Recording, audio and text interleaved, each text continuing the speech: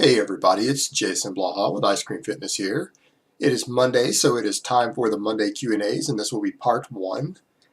I'm a little exhausted today because I just had my heaviest session of the week. It was my max effort squat and deadlift day, and I missed a squat. I got a PR and decided to throw a little more weight on, and with the chains and everything totaled, it was a bit over 500 pounds, and I couldn't lock it, and I got buried into the floor. I got pinned under that shit.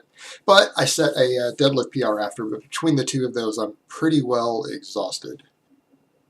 But I'm going to do these videos anyway. So hold on, let me give you guys a bicep shot first.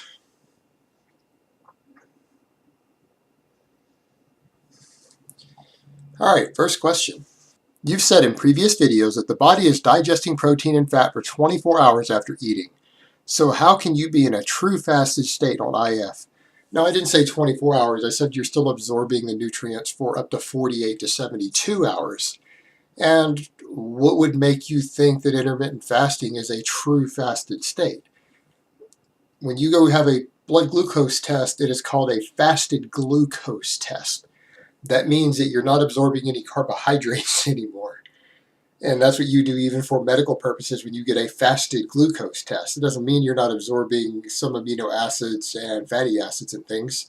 If you are ever in a truly fasted state, your body would become very catabolic. You would start shedding muscle tissue along with fat tissue pretty rapidly in a truly fasted state. And that takes more than 24 hours to reach, because that's when you're at the point where you don't have any fatty acids, any amino acids, nothing available other than what is stored in your body already for fuel. And when you're doing intermittent fasting, you're just in a glucose fasted state, meaning you're not running off any dietary carbs. Okay, next question. Will eating maintenance calories over an extended period of time cause a recomp or cause the individual to spin their tires and not progress at all? All right, I've covered in multiple previous Q&As who should recomp, who can do it, and why it's a waste for almost everyone else. And I will reiterate this again. Recomping is for the majority of people, unless you're in one of the groups I previously named, is really a waste of time. It is not an efficient way to do things, and doing just straight maintenance calories is one of the most unsuccessful and highest rates of failure of any system of recomping. Your odds of pulling it off are very, very slim. Unless you're a rank novice, you're using steroids, or a teenager, or again, one of these other groups that I've named before. So it doesn't work very well.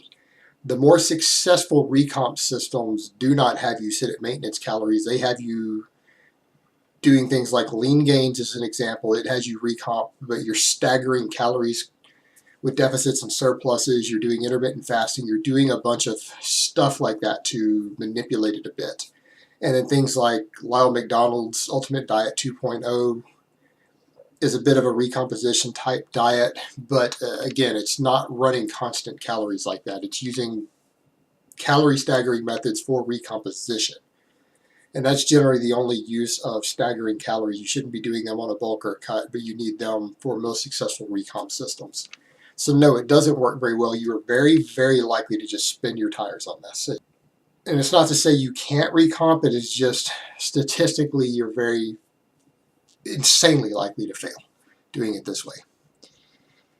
Okay, next question. Best accessory exercises to improve squatting in regards to stability. Any heavy core work, any heavy abdominal work is going to help you here. Heavy weighted crunches, weighted planks, things like that, along with good mornings.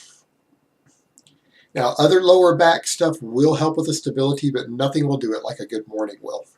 So for squat stability, those are going to be your two best accessories.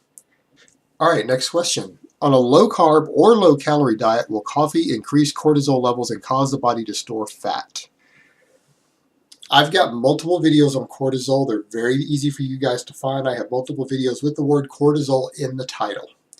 So there's no need for me to cover all of that again, other than to say cortisol makes you burn fat. It doesn't make you store fat. And I don't know how this rumor got started, but it is not scientifically validated, this idea that cortisol makes you store fat. In fact, if you want to see something that will massively elevate your cortisol levels, it's called exercise. Working out will elevate cortisol almost more than anything else you can do, including taking stimulants. So if we use this logic of cortisol spikes causing fat stores, then you should not ever exercise or anything strenuous. Sit on the couch and you'll burn tons of fat if we use this logic. And it's insane. It's calories in, calories out. These acute hormone responses don't matter here, other than I will say that excessively low cortisol levels, you will find it harder to burn body fat. Your body will have to find other energy sources because cortisol is needed to mobilize fatty acids from your fat tissue. All right, next question. What are the limiting factors for neuromuscular recovery that dictate the requirements for an undulating periodized training program, i.e. resets? I know they are unavoidable, but would quite like to know the reason why. Cheers. First of all, resets have nothing to do with undulation. That's completely different. So I'm going to stick with just undulating patterns, and I will give you a basic overview. More advanced lifters tend to be stronger, so therefore they move a lot more weight, and they are capable of taxing their central nervous system a lot more than novice and intermediate lifters. So their heavy work can't be done as frequently because their central nervous system and peripheral nervous system do not recover as quickly. So they have to cut the frequency back of their really, really heavy work, or they have to very carefully program their training. Now, by that same token, with your higher rep work, what you find is that more advanced lifters plateau very easily, and they'll stall for a year straight. If you just try to run them at the same rep range and just try to work with resets and deloads and things, they will sit at the same numbers on their bench, squat, their rows for a year straight if you try to stay in the same rep range.